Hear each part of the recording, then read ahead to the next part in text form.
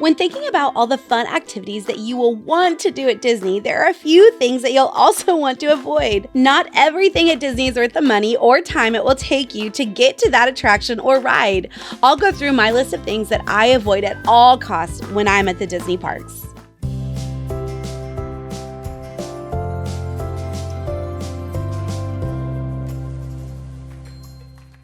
Hi Seekers, Tisha here. With what sometimes feels like an endless list of things to do at Disney World, there are some things to keep in mind that you will want to be avoiding while you're at the parks. I want to share with you some of the things that I avoid like the plague. Crowds are the worst, like the absolute worst. I know they are very hard to avoid at Disney. I think that there are several things that you can do to avoid crowds. One of them is go during the off season. Yes, I put this in parentheses, although you cannot see it, because it doesn't seem like there is a downtime at Disney anymore. But I do think that there are certain times of year you could avoid going: Christmas and New Year's, spring break, any marathon weeks, any weekends that tend to be 4-day weekends, and for goodness sakes, stay away from Epcot on the weekend. But even if you avoid going at all of these times, there will still be moments when you need to get off the main street, out of the crowds, or out of Toy Story Land. It is inevitable. So, my second tip is to find small things at each park that always seem to be short wait times. You can do this by checking wait times pretty consistently before your trip. You can also watch some of our content on attractions that can get you away from crowds at different parks. We are always trying to update our channel with this kind of content, so keep checking back. We have actually chosen to take our kids out of school instead of going over a holiday break before. Now, we don't do this all the time, and we don't even go for a whole week, but we would prefer to go when it's less crowded, even fighting the heat over the crowds. Now, we know this is not everybody's option or forte, but it is ours.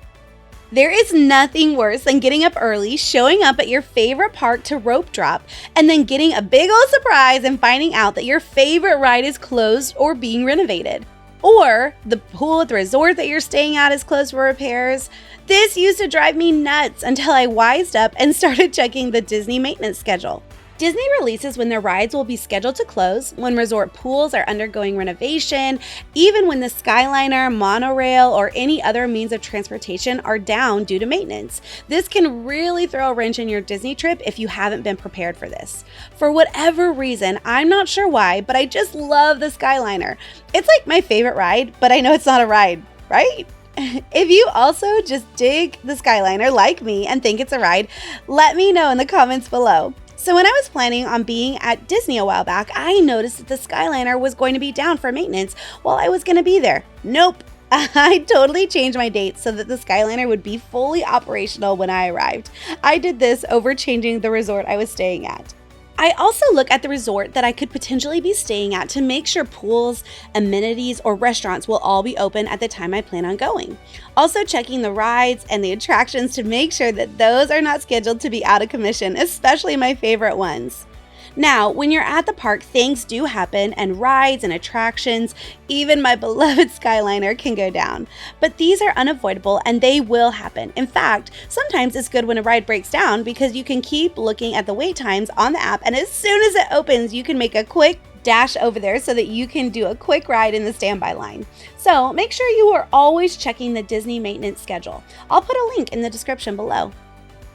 I know it can be tempting to sleep in at Disney, especially with all that walking that you'll be doing and being out in the hot sun all day. But early mornings are the best times to be in the parks. If you can get there early enough, you can usually sneak on a couple of rides before the park gets overly crowded before you're forced to stand in those long lines. Use your Genie Plus or Lightning Lane passes. If you need a break for you or your kids, consider taking a break in the middle of the day when the crowd level has peaked. And it's the hottest time of the day too. This is a perfect time to go back to your hotel, take a nap, go for a swim, or just relax and have some food away from all the crowds. After you get your rest in, you can head back to the parks and feel refreshed and ready to go.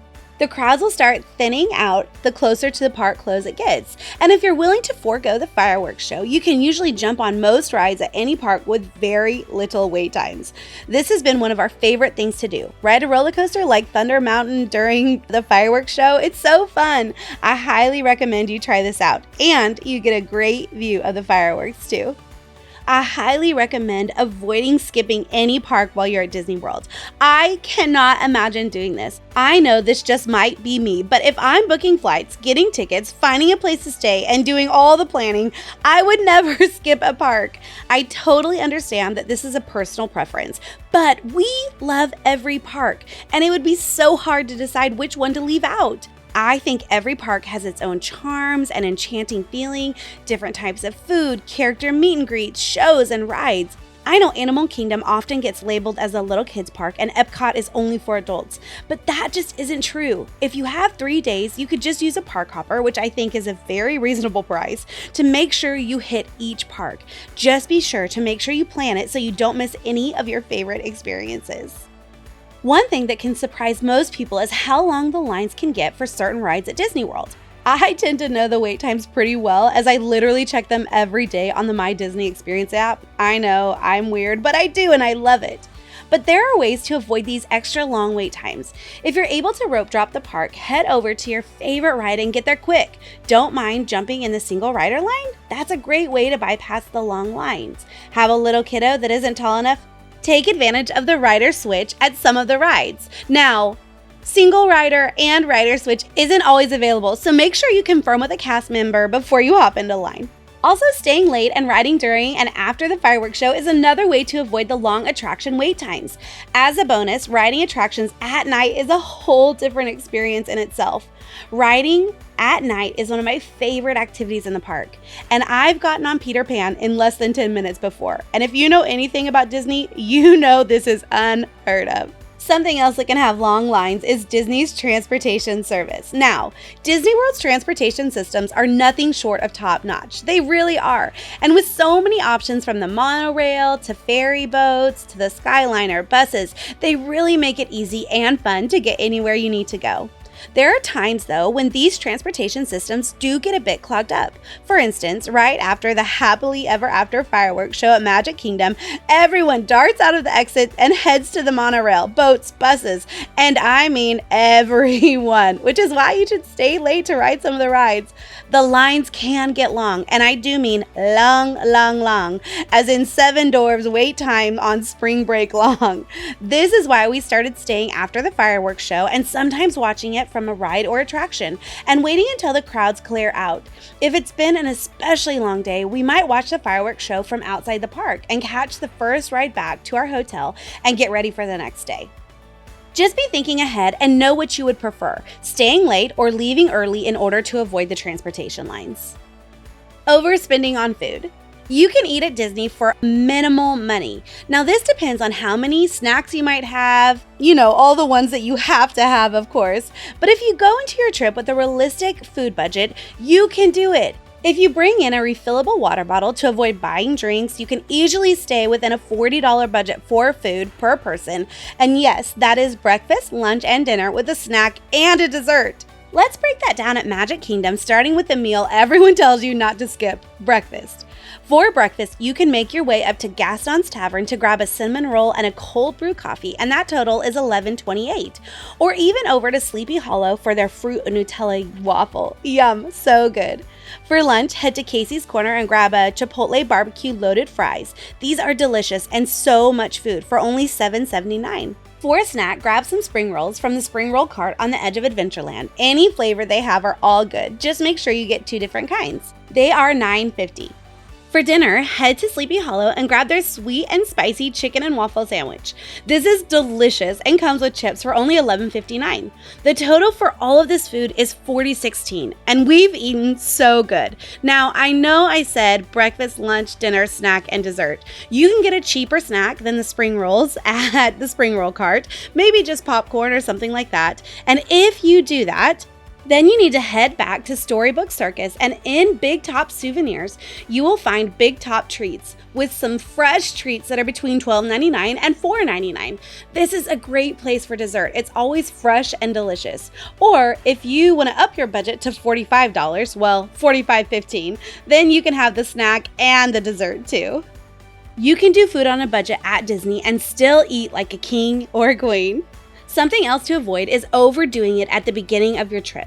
Oh, how I know it's so exciting to get there, and you want to enjoy every minute of it. But if you hit through the gates running and you don't stop, you will wear yourself out. So make sure you don't just bring the sunscreen, but you also use it. Make sure you don't just bring the comfy shoes, but you also wear them. I know those sandals are so cute, but how will your feet feel in the morning? Also, I love soaking my feet in a tub of cold water at night. I promise you, it is so rejuvenating for my feet. Bring that hat. Hydrate, hydrate, hydrate. Take time to fill your water bottle up and actually drink the water in it, and then find a refill station on the app and keep drinking. If you're like me, you will go and not drink water. So you don't have to go to the bathroom, right? Because that means that you're wasting time at Disney in the bathroom. But then 2 days in, you'll find yourself exhausted and dehydrated and skipping half a day just because you don't feel well. Now, that is not what any of us want to do or experience. We don't want to miss a minute of our time in the parks. At the end of the night, don't scroll on social media until the wee hours of the morning. Get the rest you need. Make sure you're refueling your body with delicious food that will keep you going. And don't run as fast as you can once you get off the Skyliner to make sure that you get as close to the front for rope drop as you can. You might pull something or trip in front of thousands of people, and how embarrassing would that be? Not that I know from experience. I know I'm having a little bit of fun with this, but seriously, listen to your body and make sure you're taking care of it so that you can have the best trip from the moment you drive onto property to the moment you drive off, which is literally the saddest day ever. There are some really great experiences at all the resorts at Disney World, watching movies under the stars at night, campfires, art classes, and so much more. This is why it's so nice to have a resort day so that you can do activities around your resort, sleep in, rest, hop over to Disney Springs, and just hang out relaxing. Resorts also happen to have some of the best restaurants and bars as well. You can spend a whole day at your resort by the time you sleep in, get breakfast, go swimming, head down to Disney Springs, check out the afternoon activities, watch a movie on a large outdoor screen, and eat marshmallows over the campfire. A resort day is sometimes just as fun as being in the parks. And it very well could be just what the doctor ordered. One thing you'll definitely want to do is go in with a game plan when you're at Disney World. You don't have to go overboard in planning, but you will want to know which park you're going to on which day so that you know to get up early, get virtual queues, get your lightning lane pass for a different ride. You definitely will want to plan ahead on some of these things, including dining reservations, because if you don't know which park you're going to, you're not sure which dining reservation you'll need if you plan on doing a sit-down restaurant. I know that planning can seem daunting at first, but it's really one of the most fun things about Disney World, planning all the things that you're going to do once you get there. It really builds up the anticipation before you go.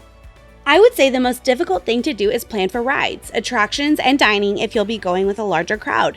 I've been to Disney World with a party of 16, and it was such a blast. The trick with a large crowd is don't be afraid or feel bad to split up and go do separate things for a while and then meet back up. This relieves the stress of trying to figure out what everyone wants to do and make everyone happy, because I will say that everyone will want to do something different at Disney, and that's okay. You can meet back up later and have tons of stories to share about how your day was. So go in with a game plan, but be somewhat flexible to fit into the spontaneous experiences that you'll for sure find. Now, if we know anything about Florida, we know that the weather can be completely unpredictable and sometimes downright nasty at its worst. Disney does a good job of entertaining its guests, even through the occasional hurricane. Checking the weather often before you leave and multiple times a day can really save your trip and help you adjust your plans according to the weather. I've been at the parks in all seasons of weather: winter, summer, hurricane season, hot season, you name it. The way I see it, your worst day at Disney is better than your best day at work. Now, you can't change the weather or completely avoid it either, but you can plan around it, either by planning to ride indoor rides and attractions, getting to the park early before the weather hits, or leaving early to avoid getting surprised and caught in it. It's easy to get distracted and not look up what might be heading your way, so check the weather app often and stay informed. If your plans for that day need to be adjusted, then just adjust them. Before you go, You'll want to make sure that not only have you downloaded the My Disney Experience app, but everyone in your party has as well. Even if you have it downloaded, you'll want to open it, check it out, make sure that it's updated and that you're familiar with it and you can explore all of the new features. Now, I will say Disney updates their app pretty often, so you don't want to be caught off guard and surprised when you get to the parks and everything's changed. You will be doing absolutely everything on this app. It will be your map, your dining reservations, your ride booking, your mobile ordering, your information gathering lifeline. And yes, it will suck your cell phone battery down like a boss. You'll not only want to have this app downloaded, you'll want to sign in and get very familiar with it as well. You'll want to know exactly where and how to book a virtual queue, how to purchase a Lightning Lane Pass, or get Genie Plus for your party. Avoid not knowing how to use this app or getting surprised by updates and new features added before you go to Disney. Dining at Disney World is for sure an experience. You'll want to find out which restaurants you'll want to eat at and book them as far in advance as you can. Usually this is about 60 days out. If you have waited too long and there are no more available times on the day that you'll be at that park, don't worry, not all is lost. Keep checking back on the My Disney Experience app as people often cancel their reservations, freeing up slots. People often cancel right up until the same day, so you'll still have a chance if you're vigilant. I was able to book a reservation a few days from visiting a park at a brand new restaurant by checking the app often for times that opened up. Once I saw the time open, I grabbed it and we had the best time eating there. So make sure to book your dining in advance, and if you haven't, keep checking the app and try to snag that reservation. Now, if you choose to skip set-down dining and want to do quick service instead, use the mobile order feature on your app. Mobile order isn't new, but I do think it's still underutilized. There have been so many times that I have been in a park and on my way to a quick serve restaurant, I shot over our order and I skipped the line and saved 20 to 30 minutes. This is a great way to save time for other fun activities that you'll want to do in the park. In fact, don't forget that you can use mobile order at most resort quick service restaurants as well.